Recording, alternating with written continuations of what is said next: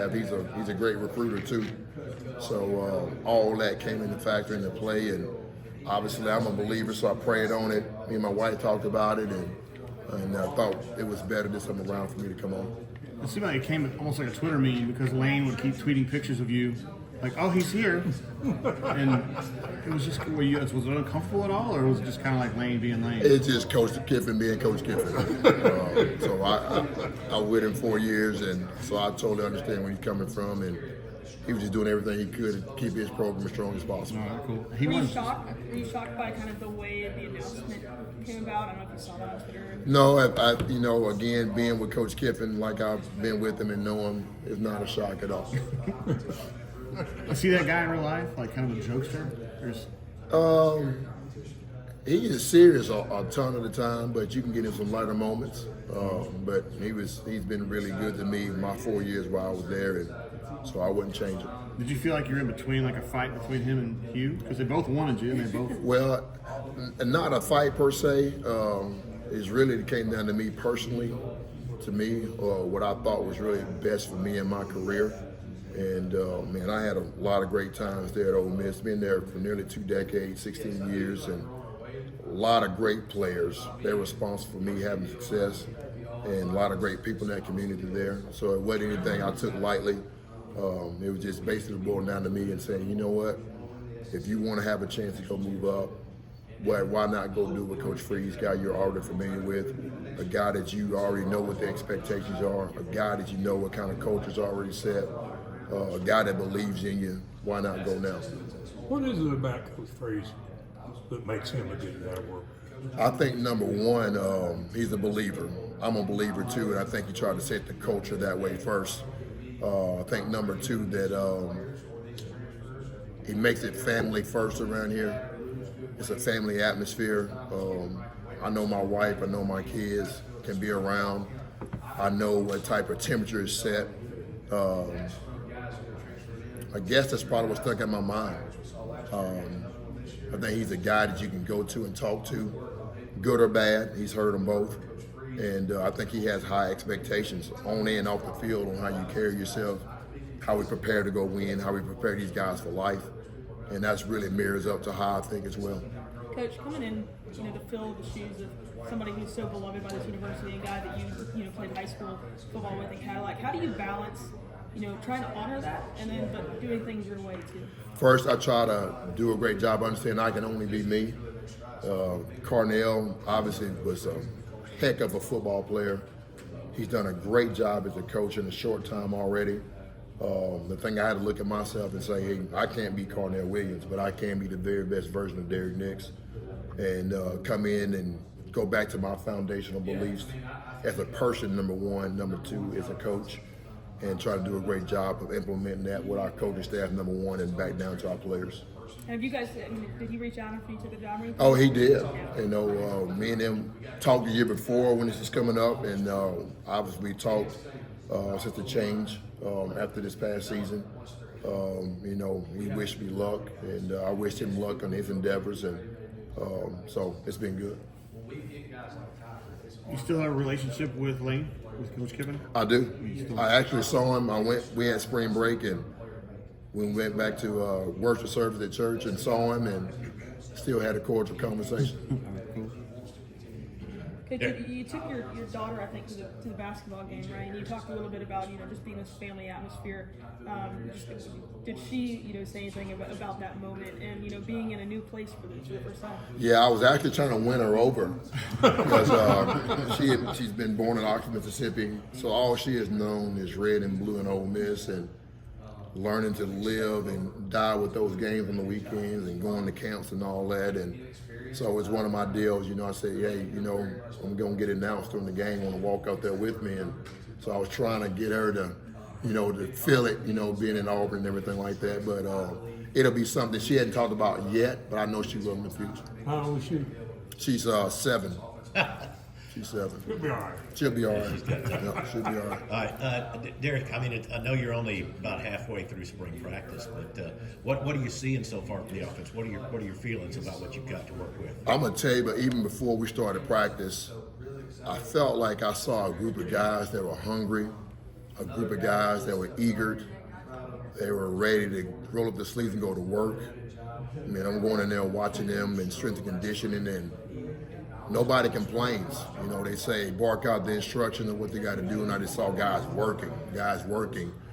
And so far through our, couple of weeks of practice, man, I just see guys trying to train and trying to buy in and do it the way we want to do it right now. And my main focus right now as a group, is just, being a fundamentally efficient scoring machine.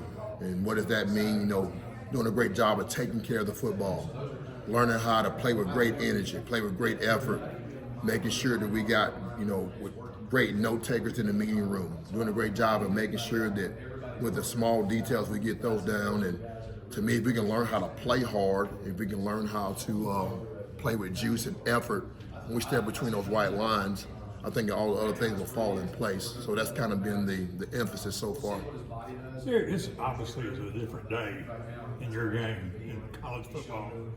How has that impacted what you do as a coach? All the NIL and the ability of people just to walk out the door anytime they get ready and go somewhere else? It's required us to constantly be able to adjust, to constantly eval your roster, constantly, do a great job of recruiting, making sure we, make really, really educated decisions on who the guys we end up signing.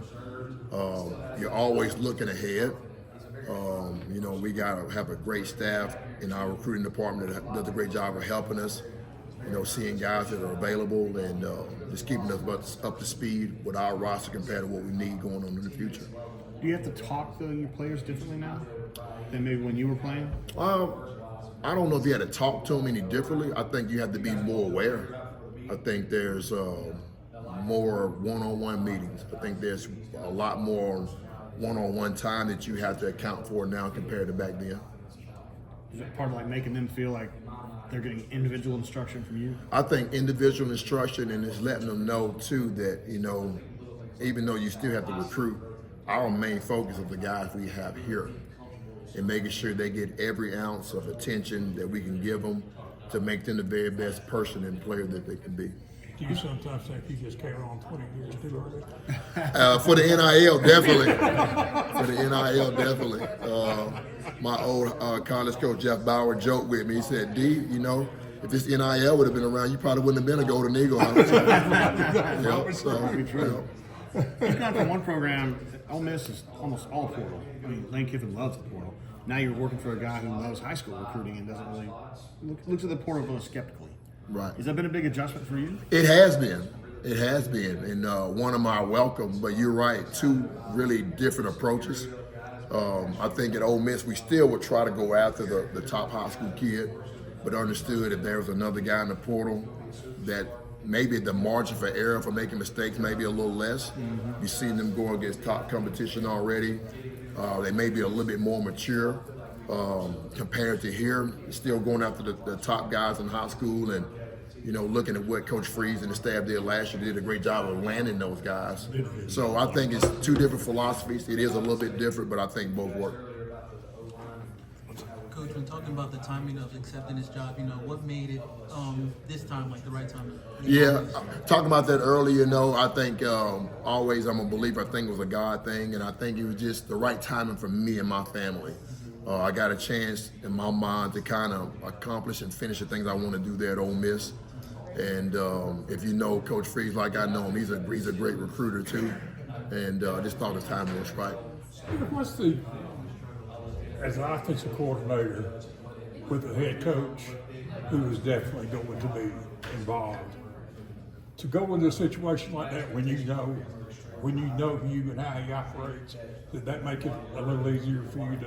It definitely did. I welcomed it because obviously I'm in a position where I'm learning on the run as we go, and it's been very fun for me to be to do that, but to be with not only, Coach Freeze, but being with Ken Austin, the guy I work with that's coordinated at a high level, a guy that's been a head coach, even one of our analysts, Maurice Harris, he's been a coordinator. I just looked at it and I'm saying, well, I got Coach Freeze here, I got Ken Austin here, I got Maurice here. I mean, I got all kind of help around me to help develop me to be the very best I can be. Guys I can lean on for opinions and figure out the best way to get things done. Well, Ken has a reputation of being a really top-notch quarterback coach. You've worked with him before, we know you work with him here. What is it that makes him special?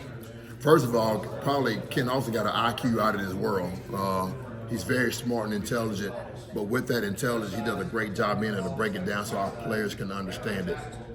He just sees the game differently. I think he's really great with seeing coverages, and really he's been a guy, since '08 that I've known. He's had success everywhere with offenses. I mean, he played football at a very high level. He did. And he was really good. Do you think that really matters? Do you think that's a big part of why he's so good? I'm sure it helps. I know it's been a lot of time coaches who haven't even played the game have had a lot of success, but with him being on that high of a level, having success he did, I know it's got to be a big help for him. Is he humble about it? I mean, He know is. how good he was? He is. I can't rarely ever talk about his playing career. Rarely ever. So he is a humble guy, and to me, he's been here to help. He's one of the guys I kind of reached out to before I took this job, and just kind of pick his brain and see what he thought was. And man, he was all about and excited, and so again, that made me a little bit easier to take the job. Have you talked with Hugh or Coach Freeze about how it's going to work in the fall, about calling plays and who's running the scripts and all that kind of stuff? Right now, you're looking at the guy right now, and to me, I think it's done collectively by the staff, and we're going to do whatever to give us the best chance to go win. Coach, what do you want Auburn fans to know about your offensive approach this year? Yes, sir. Just 11 guys on the field. They're going to play extremely hard. We're going to be fun to watch. We're going to play fast. We're going to be fearless. We're going to be physical. We're going to emphasize taking care of the ball. I want these guys, continue to train to finish, and just do whatever it takes to go get a W on Saturdays. From your perspective, what are you best at in recruiting? Is it a particular position? Is it an area of the country? What do you think you bring on that part? Besides the position or area, I think when I get a chance to get one-on-one with kids, when they get a chance to see my heart, they get a chance to see what I'm about, not only just the football, but their spiritual life, their academic life, their personal life. I think kids and parents get a chance to gravitate to that, because I think that's mostly what they all want, and that's naturally who I am. I think in recruiting, I just get a chance to be me, and not a great guy just over the phone, just a great guy, just doing a FaceTime, but we get a chance to get one-on-one and talk. They get a chance to interact with me. They get a chance to watch practice. They get a chance to see how I interact with my guys and what I demand. That is what I think I bring to the table as a recruiter. Do you think of yourself as a closer? A guy can go out and finish one off? I've been known to be able to get that done. Okay. I don't know if I want to pat myself on the back and say I can do that. I think the times that we signed, or I've been a part of signing the top guys in the country, is because it's been done with a collective group, where it be a great head coach that can recruit, whether it be that third guy, whether it be that off the field guy, whether it be the other position coach, one guy that's surrounded. And our best selling point has always been our players. When they can go in there and talk to some of the guys that's actually been in that foxhole with us, seeing how these coaches respond after a win, see how these coaches respond after a loss, see how these coaches respond during the week. Do these coaches just treat us like employees, where we want to see them between the hours of, work time, or are they at our house or around our families? I think our players are our biggest sales pitch. Appreciate it. Yes, sir.